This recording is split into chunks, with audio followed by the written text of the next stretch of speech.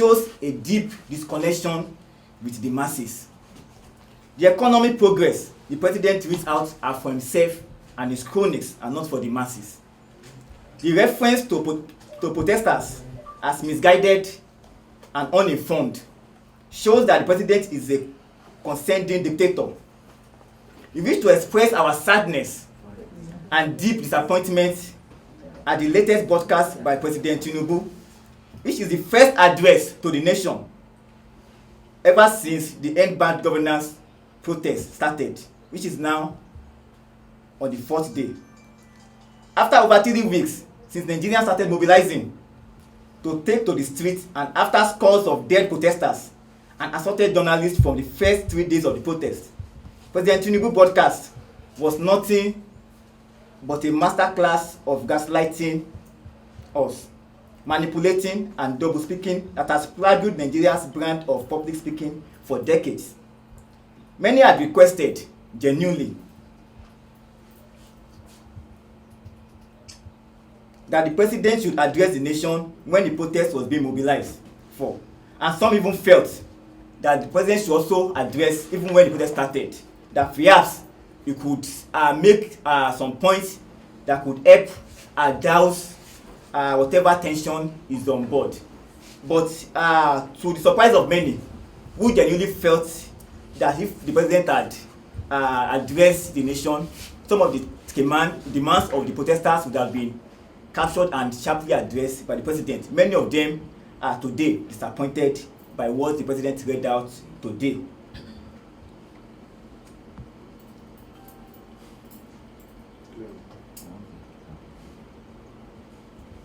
The president only justified state of violence on protesters because we all read out when the president tried to make it appear like what happened in the last 3 days. The level of death, injury, and attack on our fundamental rights is nothing but an unfortunate incident that could have been prevented.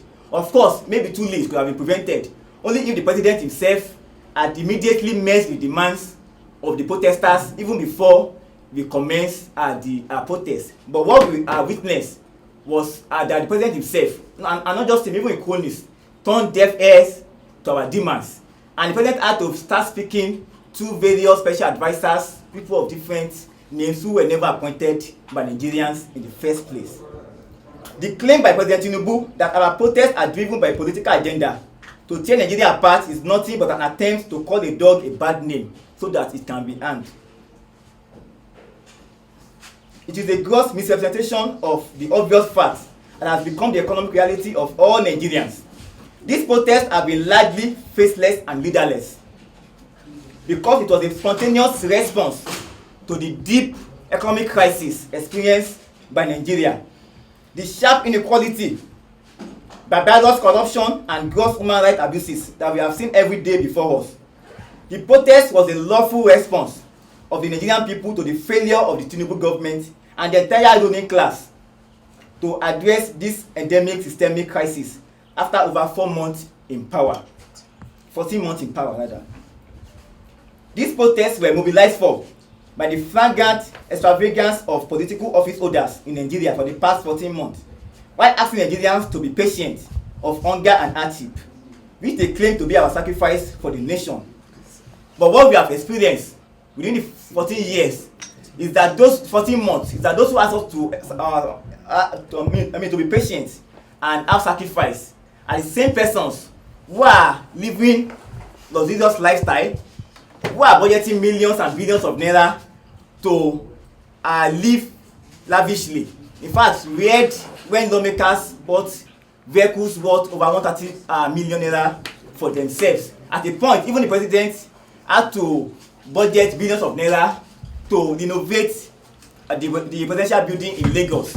And from the record, the former president, who spent 4 years in office, only used that residence just twice in those 8 years. Yet the president felt the hardship faced by Nigerians were not needed. That what should be the priority of the government was to go and lavish billions of naira to renovate buildings. We think clearly that this itself is not sacrifice. That instead, Nigerians, the poor masses, are the ones being sacrificed by the Tinubu government. And And it is on that basis that Nigerians themselves felt the need that enough is enough, that they cannot continue to live under this kind of hardship.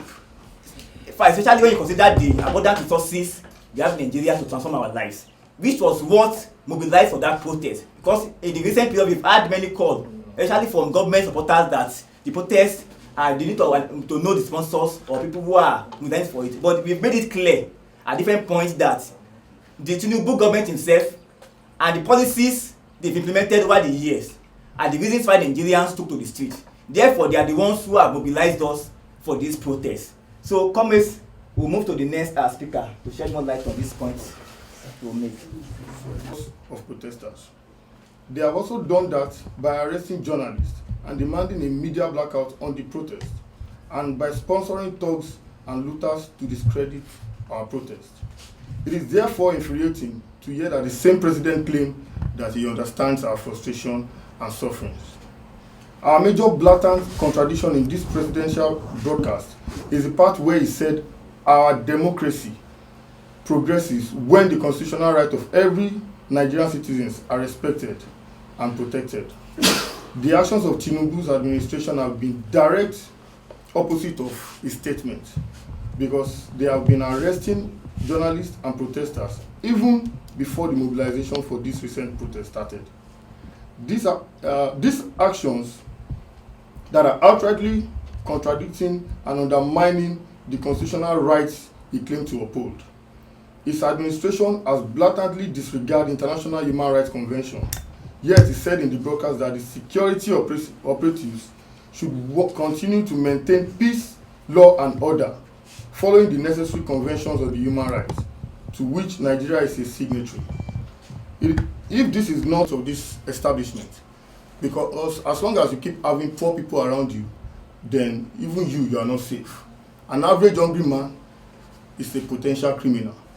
The president keep making policies that only enriches the rich more, keep adding advantage to the rich and disadvantages to the poor.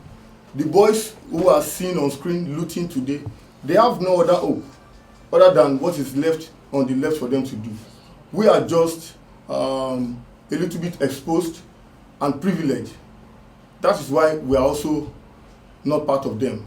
And that's the only language they can communicate their own protest for the government to see. But I think the best thing for the government to do is to actually make an alternative plan for people who are hopeless, that are wandering on the streets. And when there is now alternatives for them and they are not going about that alternative, that is when you now call them criminals.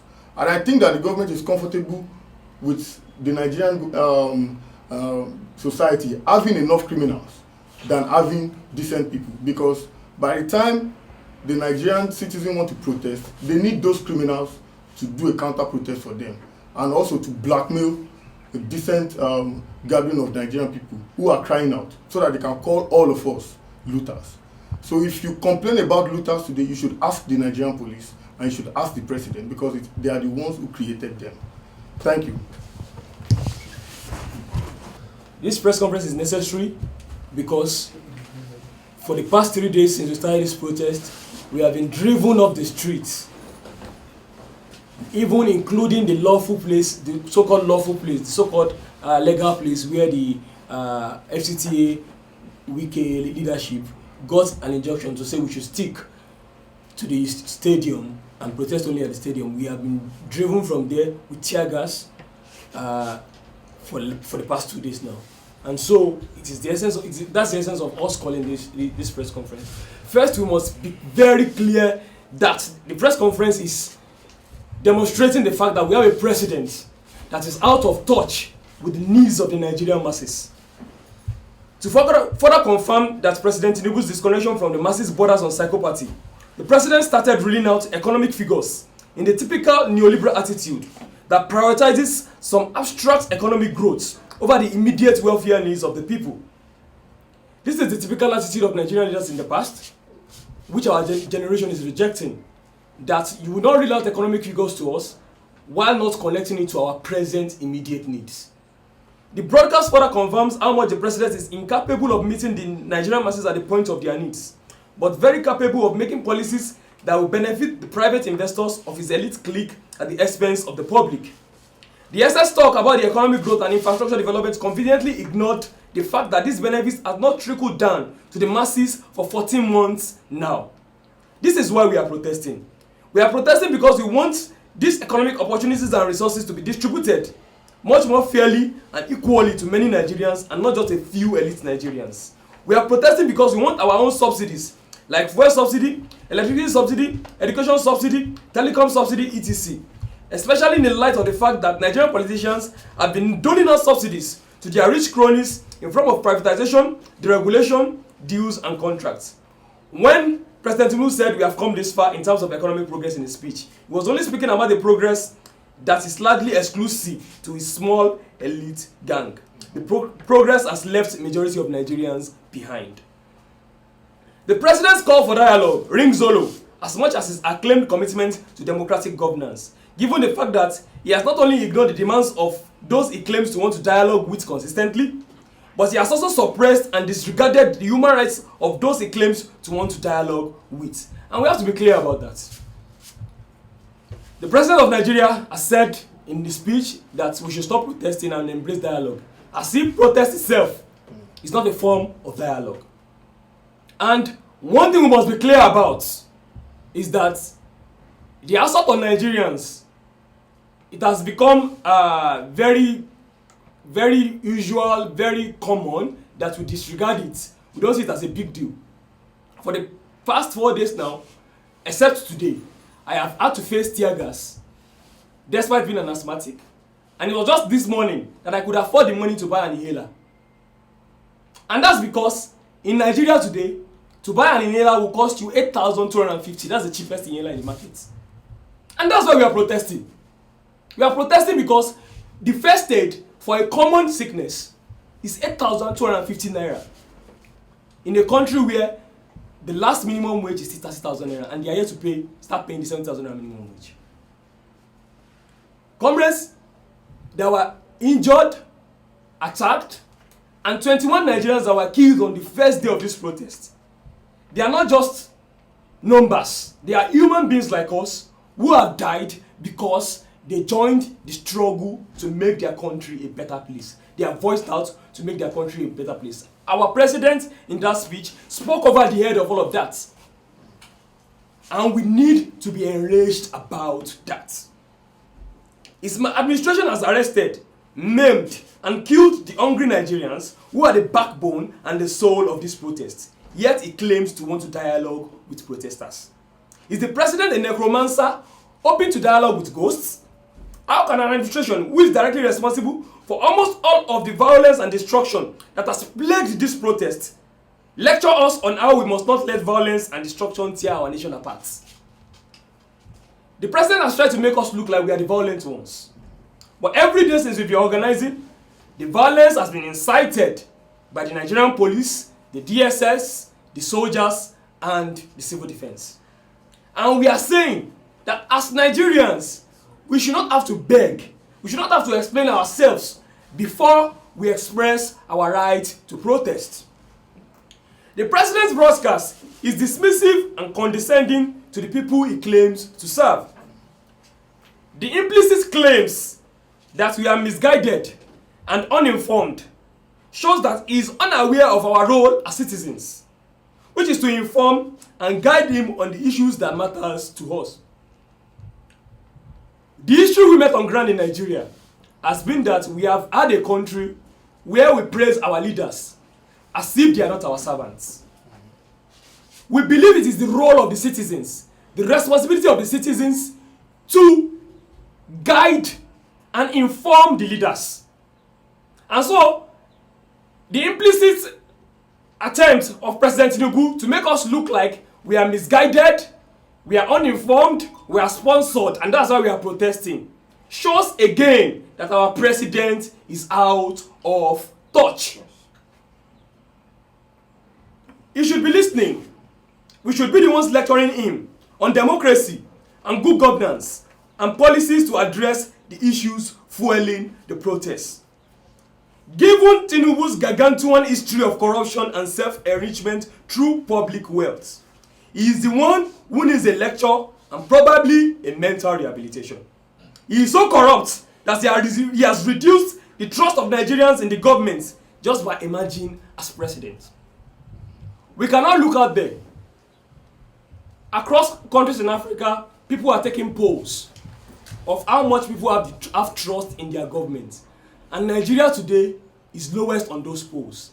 Because just by emerging alone, through a very corrupt electoral process, Tinubu has reduced the confidence of the people, the trust of the people in their governance. And a country where people don't trust in the governance of the day is a country that will especially be unstable.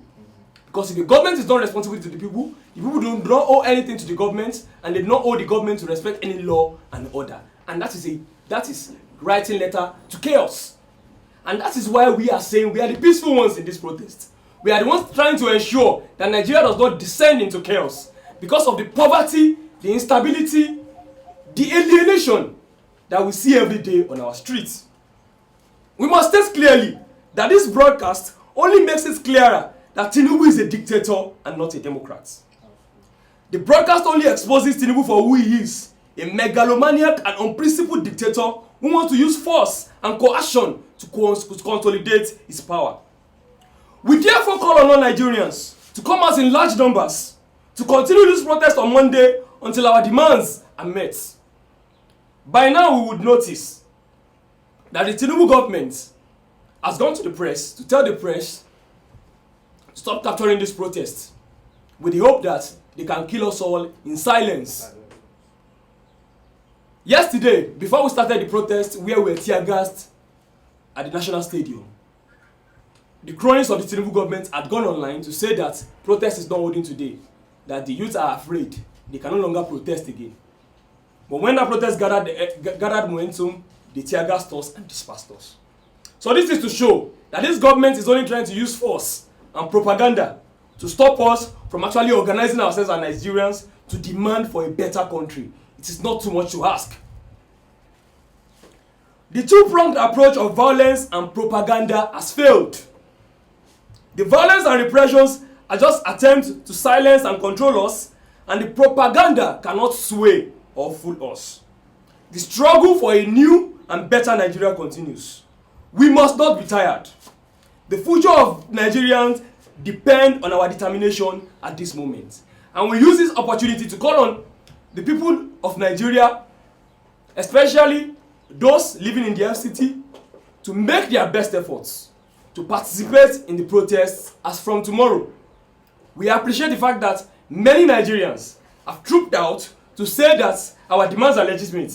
This is the reality on the streets. And we must also point out that asking Nigerians to not protest, when that same government asking us not to protest, presently I got here late because there are 4 queues on the streets right now. So a government that is asking us not to protest but is making fuel scarce and making it very expensive, and the government would come on here and not touch on those issues and tell us that the fuel subsidy removal is still working.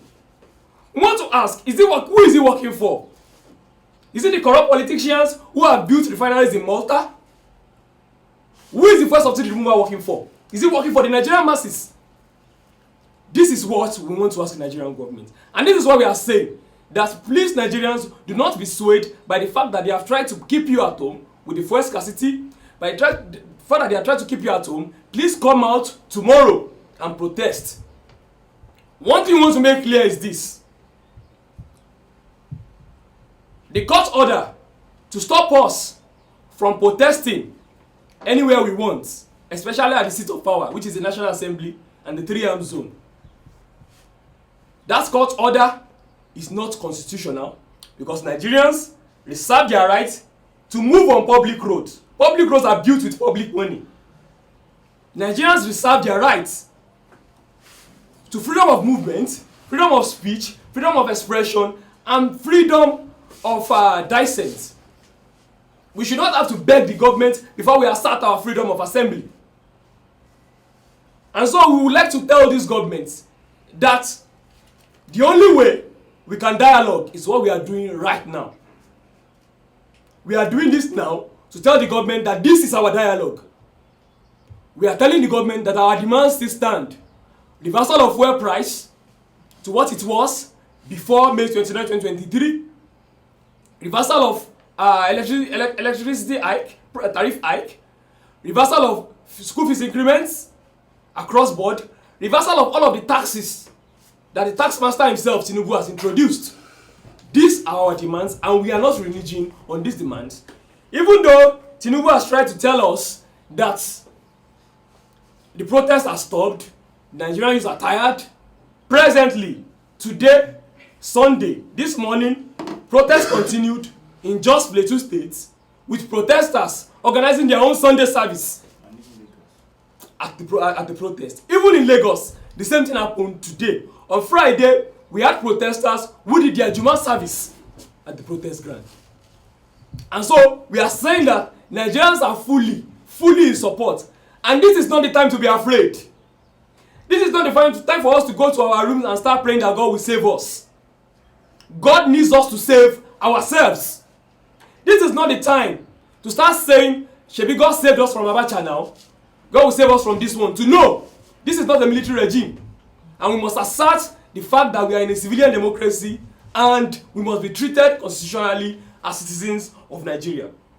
On this basis, we want to charge Nigerians that we must continue to organize, resist, and build till we have a country that prioritizes the people of Nigeria over the profit and power of a few people. The struggle continues. A lucha continua. Victoria and South. Thank you very much. Your name and organization before you start. National Coordinator, Arewa Youth Ambassadors. And I will start with salute our people who has been killed by police officers in Kano, Katsina, and the other places.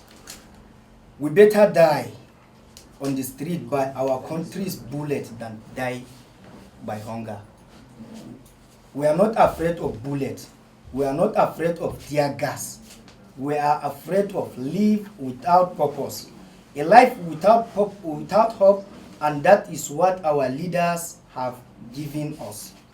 We demand change, we demand justice, and we demand it now. We will not silence, we will not intimidate it. We will not fight for our, we will fight for our future, even if it means give our lives. To our leader, we say you have failed us, you have betrayed us, but we will not be defeated. We will rise up, we will resist, and we will claim our country. To our fellow Nigerians, we say join us, stand with us, stand with us. Together we can make a difference. Together we can create a better future. We better die on the street by our country's bullet than live a life of slavery and oppression. Thank you very much. Yes, I think we need to make the point clear. My committee had made our demands clear. But in addition to those demands, because I will not let the death, those who have died, to just be another death. Because we witnessed what happened to Organisers. All of the persons who were killed then, till today, we've not been able to get justice for them. So that we need to hold the persons who are accountable for the attack on our fundamental human rights, as well as the killing of innocent protesters across the nation on the very first day of this protest. So that we are demanding that the IGP, and including the CP of police in Abuja, must be held accountable for the gross human rights abuses that happened on the very first day of this protest in Abuja and elsewhere too. And also, we also need to make it clear that the Minister of FCT, the Garrulous Wike, he has undermined the right of citizens in Abuja to peacefully protest and even gather, which is why we are faced with this court injunction. So that we are also calling that the man that Wike himself is unfit to continue to govern within the democratic sphere of the FCT. And again, tomorrow we'll be out in mass. Our people will be out to further the protest, because the protest continues. As you all recall, it is a 10 days protest, and even aside that, 10 days and beyond. Because from all indication, the government does not appear or is not displaying any form of readiness to meet our demands. We also read what the president read out today. No single demand from this protest was addressed by the president. So that our protest continues. And tomorrow is going to be a mass protest on Monday, and we'll be gathered at the National Stadium. And the question that was asked, are we going to go inside the stadium or not? What we've said for the very first day is that we are protesters. We are not footballers. We are not athletes, and we don't have the intention to prepare for Olympics yet. So that our protest will converge at the front of the National Stadium to exercise our democratic right. And I said earlier that the court injunction against us is an attack on the democratic rights of us as citizens. And we are going to fight that on the street to ascertain, to make clear that we have the right to gather. And we have the right to also move. Because we will not let the government to tell us how to express our anger. We will not let the government to restrict us to say protests can be held at social point. Because like we said earlier, our parents fought so hard against the military dictators. We are not going to watch in our own generation, our own time. Why under civilian rule, citizens cannot protest or citizens cannot gather where they are supposed to gather. So on Monday, we'll be held en masse and we'll be held to exercise our rights, both the freedom to assembly and the freedom to move. So we need to make this very clear. And also, we need to make one important point, that the government of the day is gradually introducing the military into this protest. From the very first day, the military came in their armor tank.